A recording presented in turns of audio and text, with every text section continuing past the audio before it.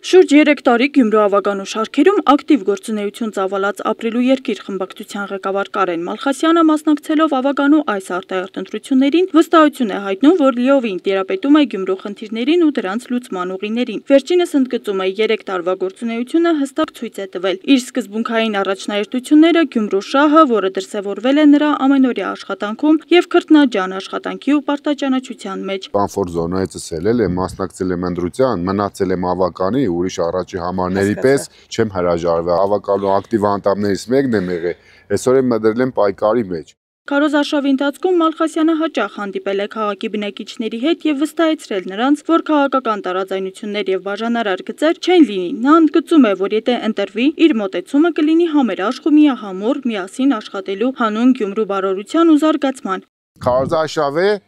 մանկաբարձները ցերի կդարձնեն, շեները կստերջացնեն։ Շիրակացի փողոցը դիասպալտա սա խոստացել են, բայց դրանից առաջ է, որ մենք ենք սե, մենք ենք կառավարությանը ուղերձ ենք եղել, մետարիմ լուր էին, հենց ընտրությունն եկավ հիշեցին։ Լավ, կուզեմ սեմ, որ մենք իրանց լավ համ կուղոշտենք, համ լավ կաշխատենք իշխանություն չունենալով։ Քարոզարշավը կրնանք խոստում տանք, բայց առանց տալու է։ Ես կերնիմ համայնքի ղեկավար թե չէ, ներկայացված կերնիմ ավականում թե չէ, ես հաստատ հետևողական կերնիմ, ստեղ զրուցարանը դուք կունենաք, որ ձեր ժամանցը նորմալ կարողանաք իրականացնել։ Իմ խնդրանքը Սոդորս, գնացիք ընտրություն։